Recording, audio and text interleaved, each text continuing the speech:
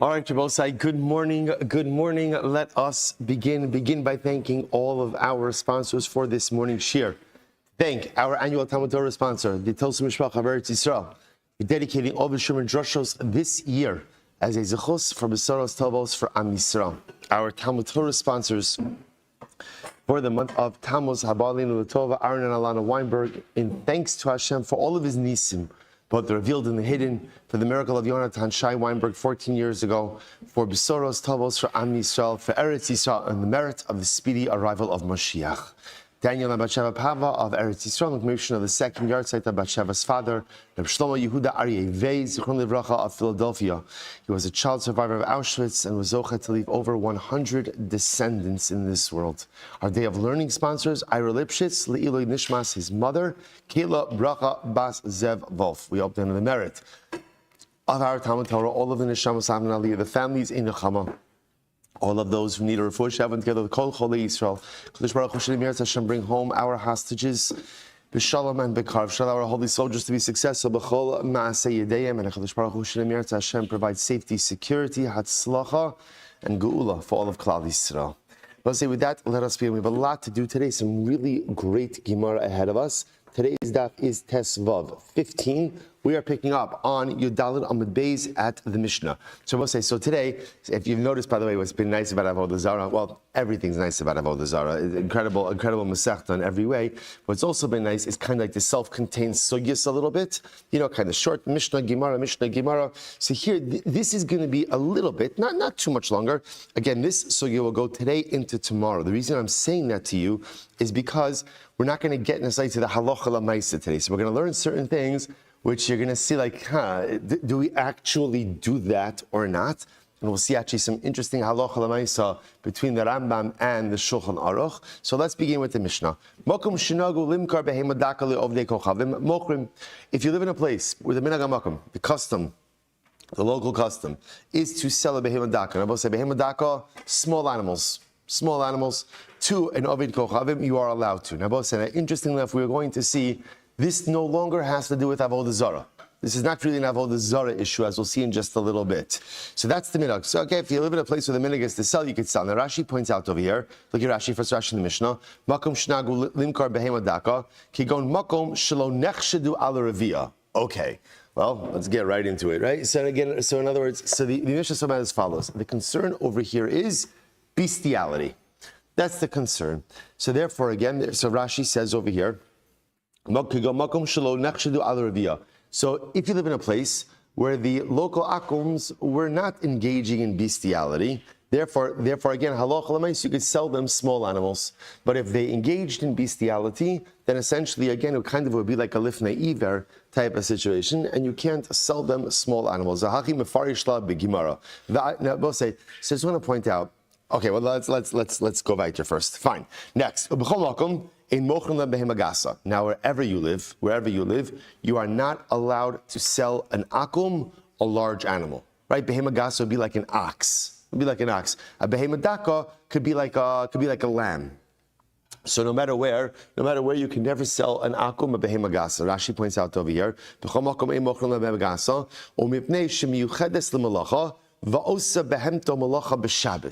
So again, Rashi is giving us some little teasers over here. Why? Because apparently, at least according to Rashi right now in the Mishnah, behema gasa is often used for work. And the concern over here is that the akum is going to use my animal for work on Shabbos. And my animals aren't allowed to do work on Shabbos. Now, what exactly that means, how this plays out, we're going to have to see. Where it says, so wherever you live, you can't sell an akum, a large animal. Agalim, siyachim, an egal is a calf. Siyachim are young donkeys. Shleimin ushvurin, whether they are whole or whether they are maimed. Rabbi Yehuda Mati b'shvura. Rabbi Yehuda says that halacha l'maisa you're allowed to go ahead and sell an akum, a handicapped animal. Sure, little means broken. A maimed animal, a handicapped animal. And Rashi points out, well, we'll see. The Gemara says why that is. And Mebesera says you could always sell an akum, a horse. Okay, so we'll say that's our Mishnah. Let's now unravel this a little bit and see what exactly is going on over here. So we'll say, so the first thing we're going to start with is Behema Daka, right? Halacha l'maisa, Mishnah said selling of a Behema Daka is fundamentally dependent on what? Dependent on what? Minag hamakom. Right? What the custom of the locale is. So the Gemara says, so therefore that you mean to say, the isura leka min hagahu diika. So obviously we'll say, once you say that something is dependent on minag hamakom, so what does that tell you? That tells you ultimately, again, that it's not an issue of isser, but rather literally, again, it's minag. In other words, we'll say, what does minag hamakom mean? What does it say if it's minag hamakom? That means this is not a matter of isser, right? We'll say, in other words, no one says, well, should I wear shatnez? Well, it depends, where you live. No, in other words, it's isser, you don't do it. So the fact that this is dependent on minag hamakom indicates to us there is no isser involved over here, but rather, again, there's minag hamakom. So the Gemara says, minhagahu diika heicha denag isura. No, if you live in a place where they don't sell behemah daka to an akum, don't do it. Heicha dinag heter. No, in a place where they do sell the behemah daka to the akum, go ahead and sell it. Okay, so we'll say, so that's what it is. So that's the end. Now, listen, interestingly enough, the Gemara has not yet defined what exactly is the scope of this prohibition. Rashi gave us the teaser already, but let's see. The Gemara says, Ramini, 1 second. So Rabbi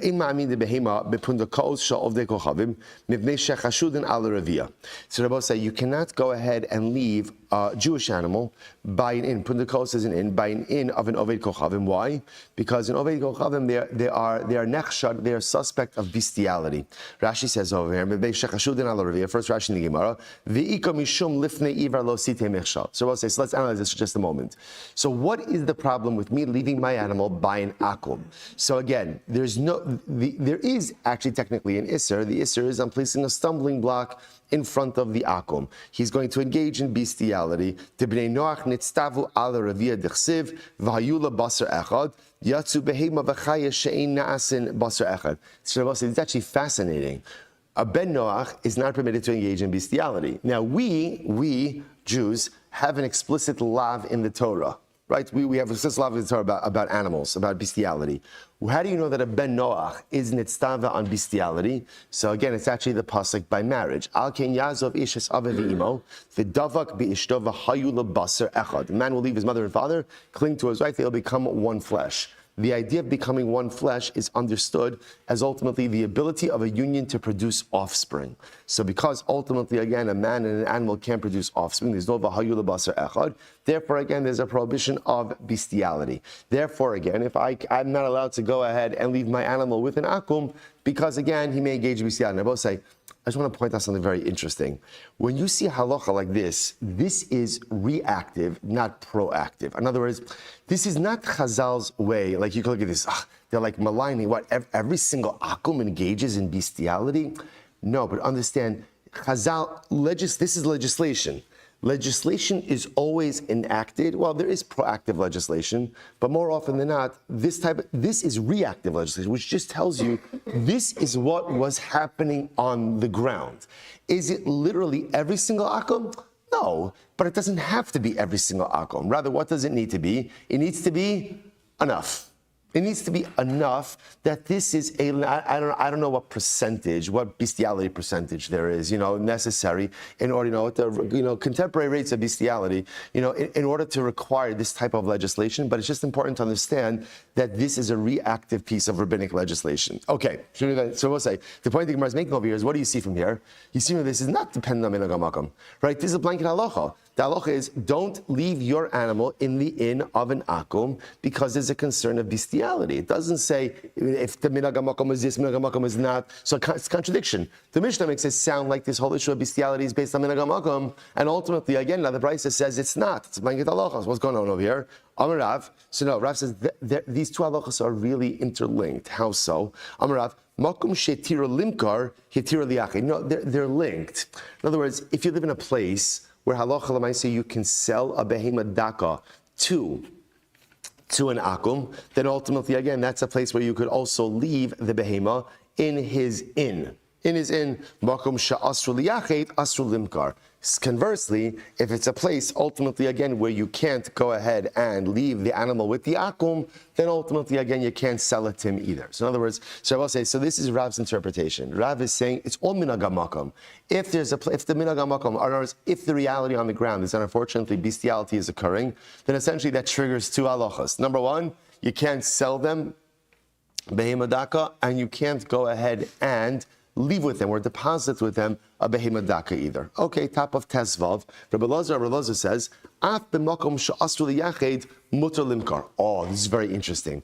Rabbi Elazar says, no, the halachos are actually not interconnected. Even in a place where you are not allowed to leave your animal with an akum out of fear of bestiality, so the Gemara says, it's always permitted to sell the animal to the akum. Now, what's the reason for that? My taima. Ovid kochavim chas al behemto shalot aker. So this is very interesting. Say, apparently, the effects of bestiality is that it could sterilize the animal. As the Gemara says, I was going to Google this, and then I realized probably a very bad idea, right? So we're just going to go with what the Gemara says over here, right? So the Gemara says over here, when do you have to be concerned about bestiality? When the akum has someone else's animal, because he doesn't care about the impact of his bestiality on an animal that's not his. When he bought it, he doesn't want to sterilize his animal. So therefore, again, he's not going to engage in bestiality with the animal. Fascinating. So first of all, take a look at Rashi. Rashi says, so Rabbi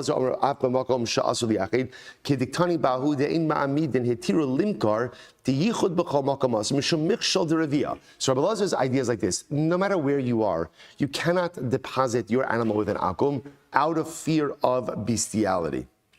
And therefore, again, that would be lifnei iver. It would be lifnei iver. But ultimately, again, when it comes to selling the animal, you don't have to worry about the animal being sodomized. Why not?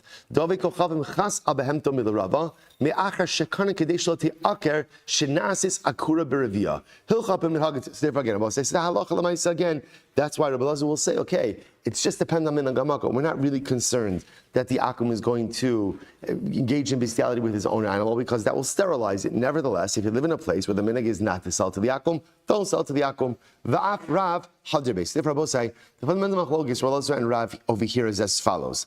Rav will say that the practices of selling and depositing are interconnected. Therefore, wherever you can't sell, you can't deposit the animal with the akum. Wherever you can't deposit the animal with the akum, you can't sell. Rabbi Elazar says they are not connected at all. No matter what, you can't deposit an animal with an akum because it's lifnei iver for bestiality. What about selling? Selling is dependent on minhag hamakom. Why? Because halacha l'maisa, everything depends on what's happening on the ground.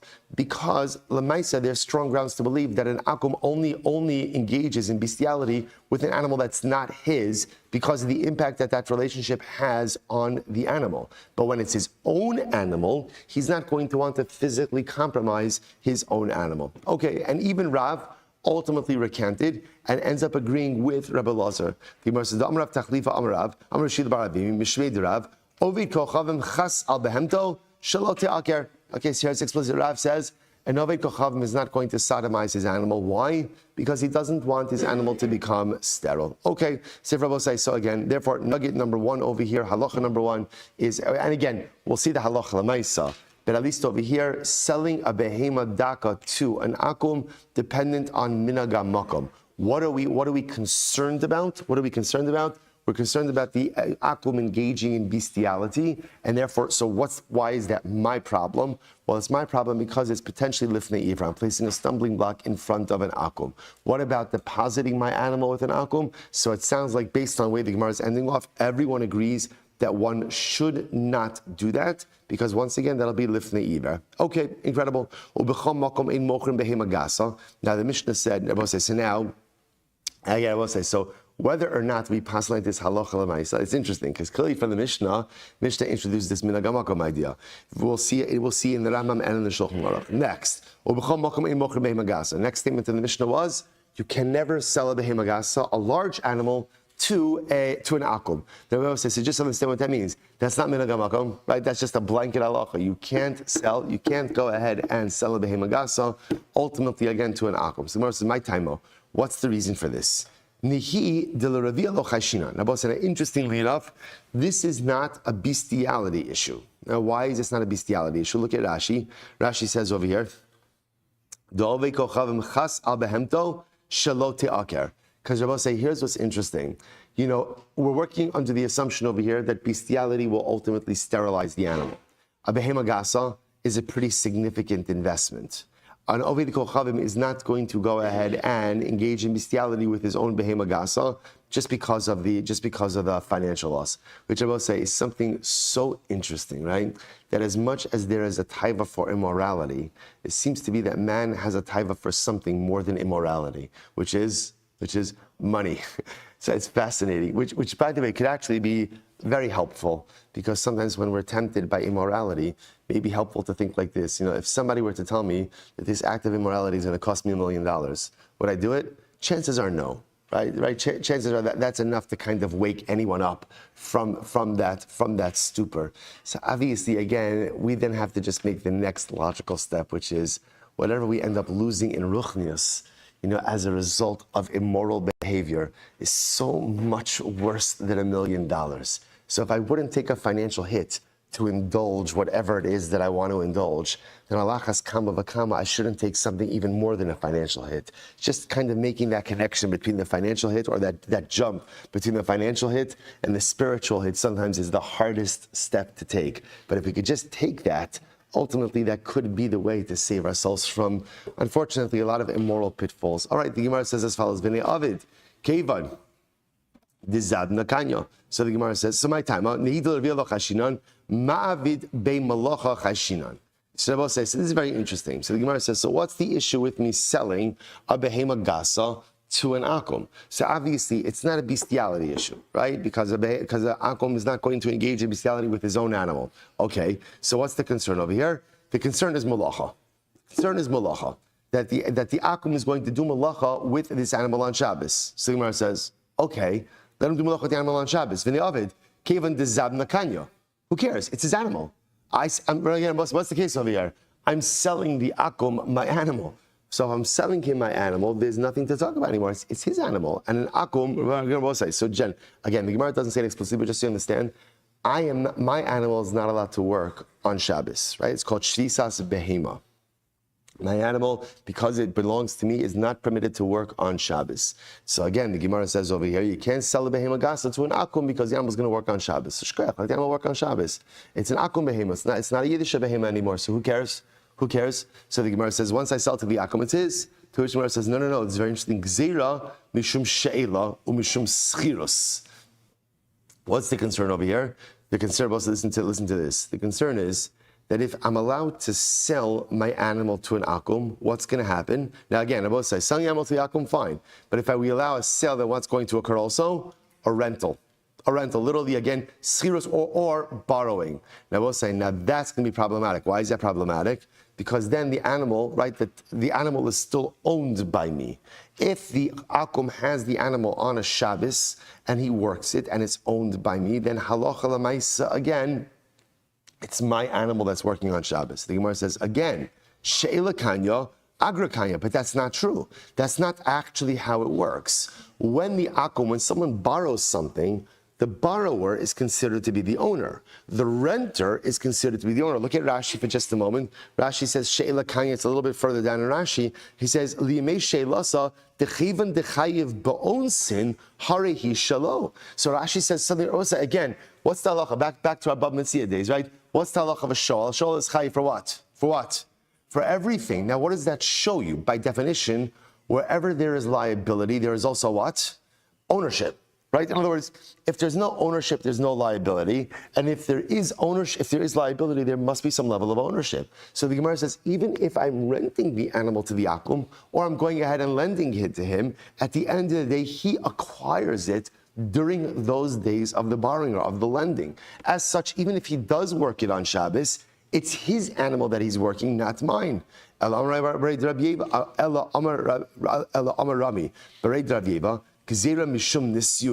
is very interesting.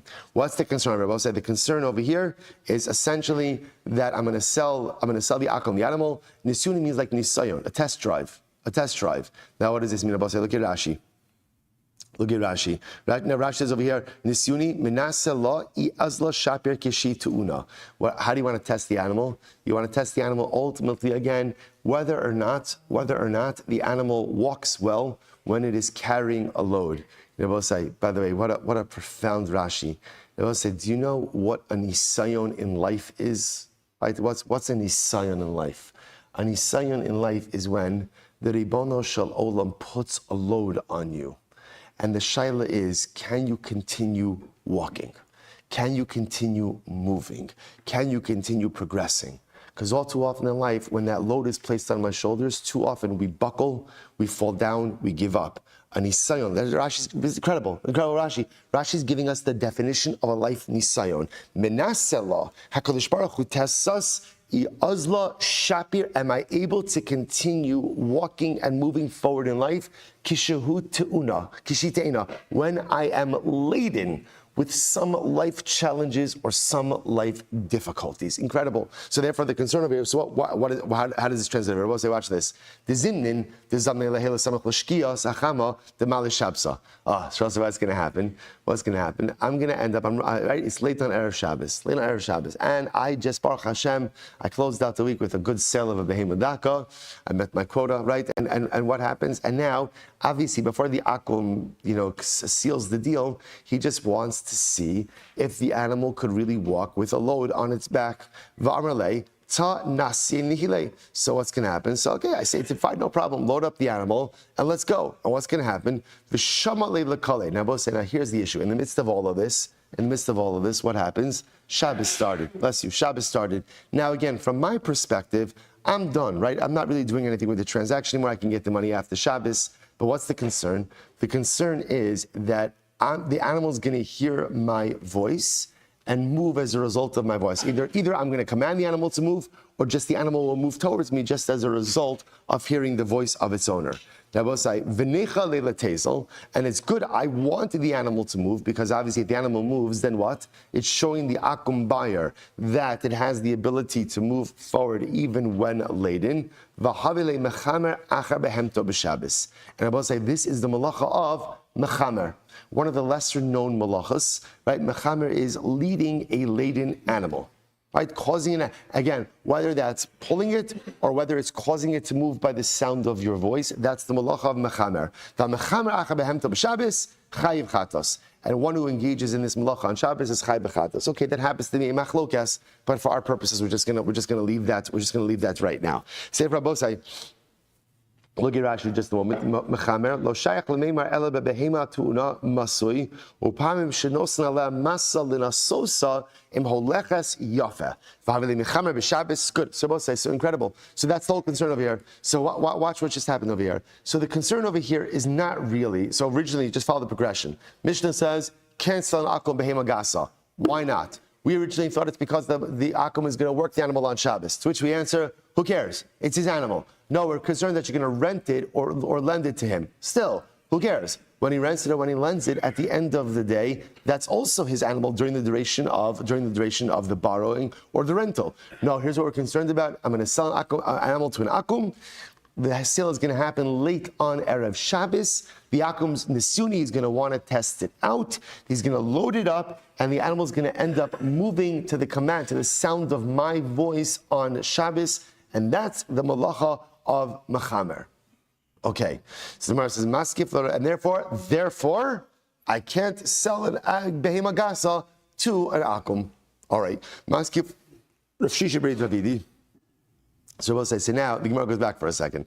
Now the whole reason we had to get into this mechamer thing is because the Gemara accepted the notion that when you rent something to someone, the renter becomes the owner. The Gemara now circles back and wants to challenge that idea. So Maskavar Shishvei Dravidi, Uschiras Mikanya, is that true? When you rent something to someone, the renter acquires the object? Vatnan, we learned, Af b'makom sha'amru lahaskir, lo lebeis dira amru. So let's listen to this, that halacha l'maisa, we're going to get into these halachas about renting out a home to an akum. Next week we'll see it. Renting out a home to an akum. So the Gemara says, even in a place where they said that you can go ahead and rent out a space to an akum, lo lebeis dira amru, you cannot rent out a domicile. right? A place to live to an akum. Why not? Because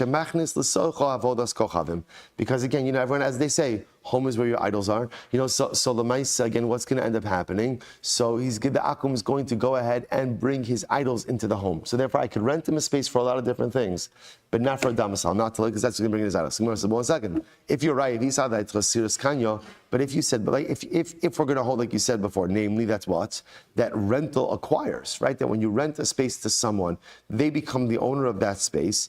Ki kama'ayel, lebese kama'ayel. Ultimately, again, even if the akum does bring in his idols, where does he bring it into? His home. In other words, what's the big deal? So let him bring it in there. To which the Gemara says, no, shani avodas kochavim dechamira. Now that might be different. In other words, Avoda Zara is governed by a different set of rules. Right? Avoda Zara in general is more chamer, and therefore again that's why I don't want to chsiv v'lo savi so'iva el beisecha. So we'll say literally again the pasuk is like so explicit. Do not bring an abomination into your home. So again, it could very well be that in general, when someone rents something, the renter does become the owner, and therefore I don't really care what he does or doesn't bring into the home. But Avoda Zara is going to be fundamentally different. Okay? So Maskif Rabbi Misharshia, Uskiros Mikayim. So we'll say once again, we're challenging that same idea. Is it really true that a renter acquires ownership, so to speak? What time we learned? Yisrael, very interesting halach here. Yisrael shesachar para mikohen. So listen to this. If I'm in Yisrael, I rent a cow from a Kohen. What's the halacha? Yochlena karshine truma. This is very interesting. I can feed that animal truma. Right? The Gemara says the Kohen shesachar para mi Yisrael, and again a Kohen who conversely, if a Kohen rents a cow from a Yisrael, afa pisha mizonosah alav, even though the Kohen has the obligation to feed the animal, lo yachi lena kashine truma. Ultimately, again, he cannot go ahead and feed the animal truma. Now, we'll say, now understand what this is. Remember, who's allowed to eat truma? Who's allowed to eat truma? A Kohen, his family, and kinyan kaspo. Anyone who is monetarily owned by the Kohen. So his Eved is allowed to, and his Behema is allowed to. So also listen to how fascinating this is. I rent a cow from a Kohen. So what's the halacha? I can feed the Kohen, I can feed the cow truma. Why? Right? Why? What do you see? Because the cow is still considered to be owned by the Kohen. What do you see from here? That a renter does not become the owner. The renter does not become the owner, right? And therefore, conversely, if the Kohen rents a cow from a Yisrael, even though, again, the Kohen is obligated to feed that cow, he can't feed it truma. Fascinating. So we'll say, so again, that challenges our idea that halacha l'maisa that a renter becomes an owner. And if what you said was correct before, that when you rent something, you really become the owner, ultimately, again, why can't the Kohen feed the rented cow truma? Didehi, after all, it's his for the duration of the rental. Rather, what do you see? You see from here that ultimately, again, when you rent something, you're not the owner. Now, this is very interesting. You're not the owner, but you still have responsibility and liability. In other words, what the Havamina was like this. The Havamina was, wherever there is responsibility and liability, there is ownership. Kamash Malan, it's not true. It's not ownership. Rather, what is it? It's usage. Wherever there is usage, there's responsibility and liability, but not necessarily ownership. So a renter is not an owner. A borrower is not an owner. What is a renter? What is a borrower? They're users. And because depending on the level of your user kite, ultimately again will determine your level of liability. Now, the why is very important. So now we're back to square one. So now we say that's what now rental or borrowing does not become an owner. Gzera mishum schiros or gzera mishum sheila. Oh, okay. Now I have a full picture. So now let's go back to the Mishnah. So why does the Mishnah say, it's so exciting, why does the Mishnah say that you can't go ahead and sell an akuma behema gasa? It's really a twofold gzera. Number one, we're afraid that if we let you sell, ultimately, again, you may come to rent or borrow. In other words, lend or rent out to the akum. And that's going to be problematic. Why is that problematic? Because if an akum is borrowing or renting my cow, right, my behema gasa, and he works it on Shabbos, that is a problem for me. Why? Because now we've just established that a renter or a borrower does not become the owner. Therefore, when my animal, when my behema gasa is rented out to the akum, ultimately, again, on a titular level, it is still my animal. And if it works on Shabbos, that is my animal working on Shabbos. And therefore, again, Chazal said, don't sell lest you come to rent or lend. In addition to that, there's also the secondary issue of Nisyone about the test drive issue, right? I'm going to end up selling close to Shabbos, and ultimately, again, the Akum's going to want to take it for a test drive. He's going to get loaded up, and the animal is going to move to the sound of my voice, which is Chayv Chatas on Shabbos. So both say it's interesting because that Nisyone idea, and we saw as we were reading, that doesn't seem strong enough on its own to create this type of Gzera. But now, we can't sell lest you come to rent or to lend. Now this really paints a much bigger picture. Okay, incredible, Rabbi. Incredible. Rabbi just understand, we'll have to see what to do with this because this is a fascinating halacha that you would think would severely restrict the marketplace, right? If you can't sell a behema gasa to an akum, so understand, I guess you can make a living from that if you just live in a densely Jewish population. But Lamaisa, from a commerce perspective, would be highly restrictive. So again, obviously it's in the Mishnah. No one's disagreeing with it. We'll have to say, like I said, I'm just building this up. Right? Contemporarily, we'll see what we do with this. Next, let's go weiter. Says Rav Ada, so now some exceptions to this rule. So Rav Ada Sharla Zabuni Chamra, either the Tzaf Sira. It's interesting. So Rav Ada allows. So now here's what's interesting. What we're going to end up seeing is, so now we kind of have like a blanket halacha. You're not allowed to go ahead and sell a behema gasa ultimately to an akum. Why? Out of a gzera, out of a fear about renting it, borrowing it, and nisyuni, or renting it, lending it, and nisyuni, test drive. So I'll say, so now we're going to see a number of different exceptions to this rule about how people kind of did engage in commerce with an akum without being in violation of the law. So Rav Ada, Sharla Zabuni Chamra, Ida de Safsira. Rav Ada said you could sell a behema gasa through a middleman, a broker, a livestock broker. Now why? Is about to say this is fascinating. Rashi says over here, Idi Safsira, Ayide Sirsa Yisrael, Vahamocher Nami Yisrael. So this is talking about a case where the seller is a Jew, the broker is a Jew, and the purchaser is a non-Jew. So Rav Ada says that is mutter. I'll tell you why. This is fascinating. If we're concerned about mechamer, right, the test drive, remember the test drive will say that issue only comes up when it's the owner who's selling to the akum, because it's only the owner's voice to which the animal is going to respond to, right? But the sirsur, right, the broker, the animal is not responding to his voice. So therefore, we can knock that one off immediately. And listen to this, and if it's a concern, ultimately, again, that you may come to lend, or you may come to rent, kevan delav didehi lo moshil v'lo moger. So again, I will say that's not a concern by a broker. Why? He doesn't have the right to do that, right? That's not his right. He doesn't have the ability to go ahead and to lend or to sell to someone.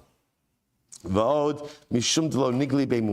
again, the broker would have no interest in lending or in renting. Why? Because they will say, what does a broker want to do? What does a broker want to do more than anything? Sell. And sell how fast? As quickly as possible. Why? Because he does not want the purchaser able to uncover any type of mum or anything else. Again, not in a cheating kind of way, but just, again, the broker has no interest in lending anything, no interest in renting anything. He has an interest in one thing, which is locking down the sale. So both of this is very important. So therefore, again, Rav Ada said, this halacha really only applies, the halacha in the Mishnah only applies in a direct sale between a Jewish seller owner or owner seller, and akum purchaser. But if there is a broker in the middle, mutter. Next, Rav Huna, Zabanahu parla avekochavim.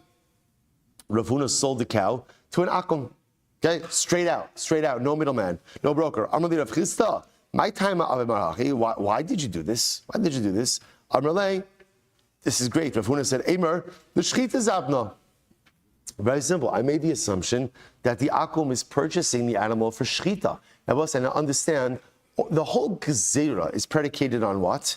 Working the animal. So Rav Huna says, essentially, I'm assuming that the purchaser is purchasing it for meat. So he's going to buy it and he's going to slaughter it. So because of that, again, any of these other concerns really should not apply. Amud Beis. Now, by the way, yeah, fine. Amud Beis, the Gemara says, Uminat Timra, Daminan Kiagavna. So I'll say, so here's what's interesting. So obviously, What Rav Huna is doing is like this, right? What Rav Huna is doing is like this. When I sell an animal to an akum, there's two possibilities as to what's going to occur over here. Either he's going to buy it for shechita, right, or he's going to buy it to work. The gzira only applies in a case of work, doesn't apply in a case of shechita. So now essentially what Rav Huna is saying is, because this is a dirabanan, ultimately, again, I have the ability to be mekel and assume that it is for shechita purposes. Rashi says over here, top Rashi on Tesavim Beis, umenat temra, dehecha deika lemisli b'mechira delifne iver talina lekula. So again, essentially what Rav Huna is saying is like this: as long as the possibility for shechita exists, I could assume that he's buying it for consumption purposes, and therefore the entire gzira doesn't apply.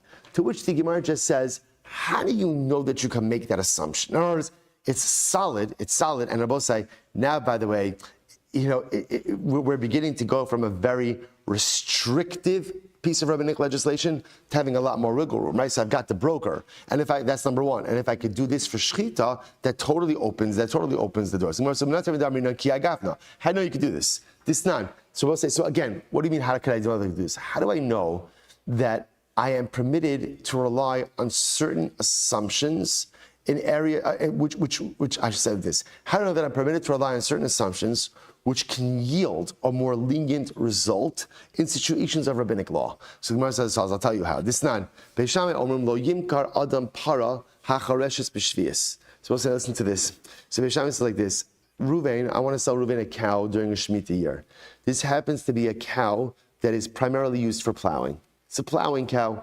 So Beishamai says, look, you can't sell that. You can't sell that to someone during Shemitah.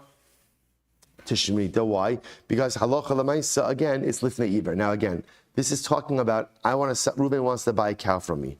Reuven, unfortunately, is a Jew who is suspected of working on the Shemitah year, working in the field in the Shemitah year. So therefore, Beis Shammai says, I can't sell him a plowing cow on the Shemitah year because that's lifnei iver. Or Beis Hillel matirim. Beis Hillel says, yes, you can. Why?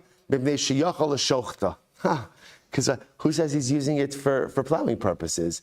Maybe he's using it ultimately, again, for shechita purposes. So we'll say, what do you see from him? So again, you see from him that Beis Hillel allows you to rely on the possibility of shechita to sell the cow.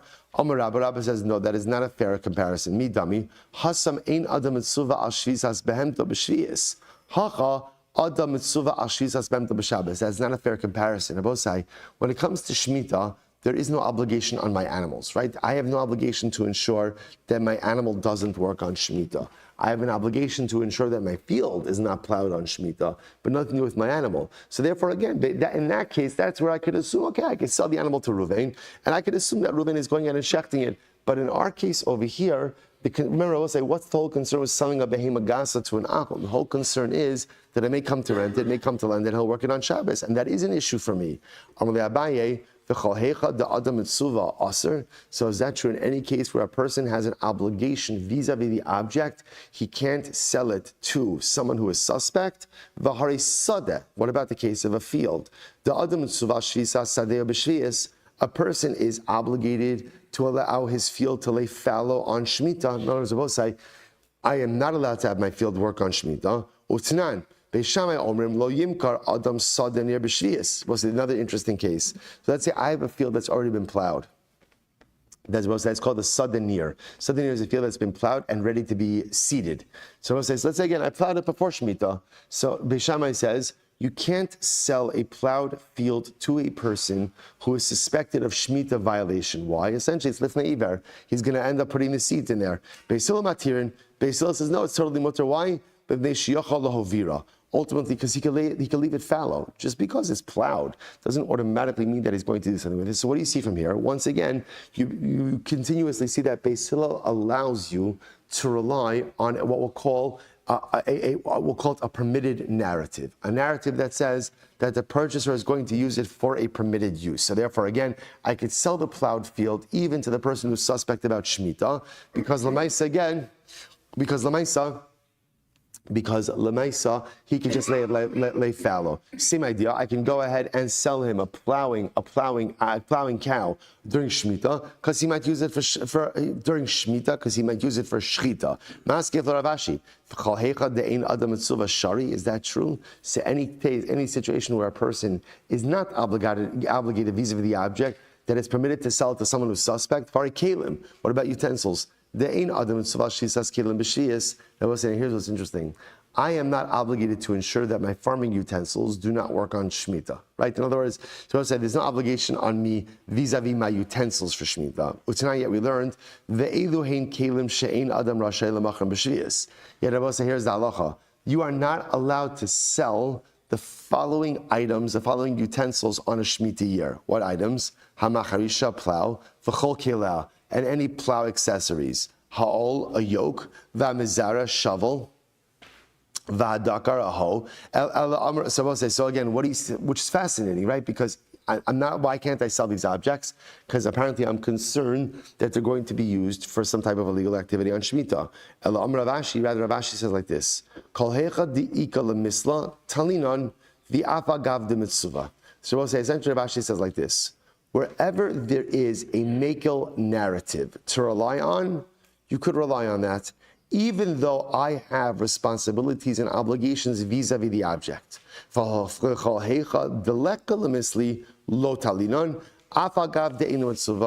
where there is no makel narrative to rely on, I can't rely on it, even if I'm not obligated vis-a-vis the object. So Rabbi, so this is really very interesting. So essentially the halacha says like this. Now again, I just want to point out, this is only in rabbinic law, right? So in rabbinic legislation, where essentially there is a makel narrative that would allow me to engage in the act, we could rely on that. So Rabbi say coming full circle, and again, let's focus on our topic at hand. So therefore, again, you have Rav Huna, yeah, right. Right, Rav Huna selling the animal to the akum, straight out, no broker. And when confronted by Rav Chisda about this, he says, what's the problem? He could shecht it. I'm assuming that he is buying it for shchita purposes. Look at Rashi. Tika lemisle kigon behema v'stay near the sada adam kofes liknosa mishum deino matzeh lo kol shah liknosa mishum shaskar. So it's therefore again halacha l'maisa. Wherever I could rely on a makel narrative, ultimately I am permitted, and therefore Rav Huna comes along and says you could sell the animal to an akum because you could just make the assumption that he's purchasing it for shchita purposes. Incredible. All right, Abosai. Now. Obviously, that changes the math on this entire discussion. The question, of course, is going to become: can you just straight out rely on that? Now, again, obviously, we're going to get into this, but we have to discuss the buying practices of the purchaser. In other words, we'll say if it's clear that the purchaser is a farmer, or also sometimes, remember, the assumption is working animals go for a much higher price than consumption animals, right? So the question also becomes, how much in pricing itself can you see that? Okay, well, but point over here is we're establishing a framework. Let's go back there. Rabba zavanu chamrli yisrael kacha limkar le'avi kochad. So this is very interesting. Rabba sold the behema gasa to a Jew who is known to sell behema gasas to an akum. Right? So we'll call him Ruvain, right? So Ruvain was known, again, to be on the wrong side of the law. He was a guy who consistently sold behema gasas to an akum. So Rabbah sold a behema gasa to him. Amar li Abai said to him, my time of marhachi. So Abai said, what are you doing? What are you doing? So the Gemara says, Amar li Ana li Yisrael Zabini. I said it to a Jew. I sold to a Jew. What's the problem? So Moshe, by the way, you know what's so beautiful about this? A lot of times in life, we do things, right? We do things, and the one thing I hope for more than anything is that what? No one asks me about it, right? Don't ask me about it. Because if I'm asked about it and I have to explain it, I don't know, I guess I could come up with something, but it's not so pashut. How incredible is it to live life in a way where no matter which of your actions someone questions, you always have an answer. You always have an answer. That's the way to live life, right? Where no matter what I do, there's no multiple Rishonim and Achronim that I have to draw on in order to explain why I'm allowed to do it. But you want to know why I did it? I did it because of this, right? So Rabbi sells the animal, Abai says, hey, this doesn't look right. And Rabbi says, let me explain it to you. With confidence, to live life with such a sense of confidence because my actions can stand on their own. That's the ideal life that we aspire to. So Rabbi says, what's the problem? I sold it to a Yid, I sold it to a Jew. Amar le, Rabbi says, come on. Amar le, v'ha azil umazbin leila ovei kochavim. Umazbin leila ovei kochavim. So ultimately, again, so ultimately, but Rabbi says, but come on, you know what he's going to do with the animal, right? He's buying it from you in order to sell to an akum. To which Rabbi says, one second. He's only going to sell to an akum, and if a Jew would come along and offer him retail, chas v'shalom, right? And if a Jew would come and offer him full price, he wouldn't sell it. I don't know. So Rabbi is saying, what are you talking about? I understand that at the end of the day, this guy sells to an akum, but it doesn't sell to the akum to the exclusion of a Jew. So the Gemara says, this is fascinating. So therefore, so again, this is another, this is not really an exception. This is a different case, right? A totally different case. So Rabbi is selling to a Jew, even though, again, this guy was chashid to sell to an akum. Eis ve'limar is a kasha, makom shenago limkar behema dakala kusim mochrin, shalo limkar ein mochrin. So we'll say, okay, so now we're going on a little bit of a tangent over here. If you live in a place where the custom was to sell to a kusim, I will say, once again, I think this is the first time that the kusim are showing up in Avoda Zara, but they show up pretty much in every single Masechta. So again, just a way of introduction, the kusim were a people from the place called Kusa. They were resettled in Eretz Yisrael by Shalmaneser, the king of Ashur, who exiled the 10 tribes. Shalmaneser's strategy was uproot people from their indigenous home in order that they won't rebel. So he exiles the 10 tribes, puts the Kusim in Eretz Yisrael. Kusim were of the Avoda Zara. Outbreak of lions. Very strange. Israel doesn't usually have lions, right? So outbreak of lions. So they recognize that this is because of their negative spiritual behavior. They convert. What's the shaila? Was their conversion genuine or not? So this is tension throughout Shas. So the Gemara says as follows. So you are makom shnagu limkar behemadaka lakusim mochrin. If you live in a place where the custom is to sell behemadaka to a kusim, then you could do it. Shalo limkar in mochrin. Ultimately, again, if they can't sell, then ultimately, again, they will not sell. Or again, minhag makom. So if the minhag is to sell, then you can sell. Don't sell. My time, what's the reason? Ilema mishum dechashidi aravia. So is this an issue that we're putting kusim together with an akum? So this is a bestiality issue? And kusim are also such the bestiality. Mi chashidi, is that true? V'hatanya. In ma'amid behema botukasha al dekochavim zecharim eitzel zecharim nekevas eitzel nekevas. I both say so. This is now a little bit expounding what we saw in Amud Aleph.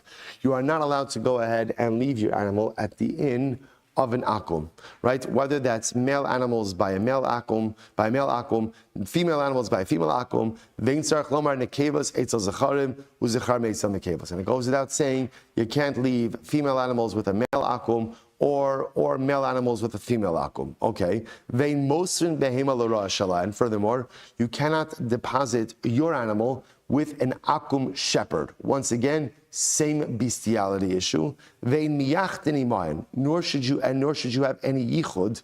Ultimately, again, with an akum. Now, both say this isn't bless you. Rashi points out over here, shechashud al shvichus damim. This was a bloodshed issue. Do not be alone with an akum, because that represents a mortal danger. Vein mosrin tinok l'lamdo sefer l'lamdo umnus. Do not give over your children to an akum. Ultimately, again, to teach them knowledge, right? Lamdo sefer means to give them knowledge, or to teach them a trade. So Rashi says over here, the mashchi leila minus va'od mishum mishkav zachar. So this was two concerns over here. Number one, because again the child may be drawn to their alien ideologies, and also because of mishkav zachar, also because of immoral behavior. So the Gemara says, Aval ma'amidin behema. So that's all by an akum. However, aval ma'amidin behema shakusim.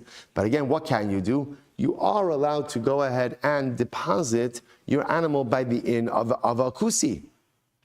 Zecharim eitzel nekevas, nekevas eitzel zecharim. Whether it's male animals by a female owner of the inn, or nekevas eitzel zecharim, or ultimately female animals by a male akum. Vein sarich lomar zecharim eitzel zecharim, or nekevas eitzel nekevas. And of course, it goes without saying, male animals by a male owner, right? Female animals by a female owner. Umosin behema l'rasha. And furthermore, you could give your animal to a kusi shepherd, and you're allowed to be alone with a kusi. Furthermore, you could go ahead and have your child taught by a kusi as well, either knowledge or a trade. Alma lo chashidi. Ultimately, we'll say, what do you see from here? You see from here that a kusi is not chashud ultimately on immorality. So we'll say, we'll have to stop over here. So I'm leaving you over here kind of like a little bit in the middle of all of this. So we'll say, so again, remember, this whole thing so far is the kasha and Rabbah, right? Rabbah went ahead and sold a behema gasa, ultimately again to a Jew who would sell to an akum. So he was confronted ultimately again by Abaye. Why did you do this? And again, Abba said the Gemara now raised the whole kasha over here about kusim. Again, so I'm leaving you kind of mid-question over here. Ibn Hashem resolution comes in tomorrow's Abba Shkoyach. Sorry, I know it's not good to leave off in the middle of a question, but all right.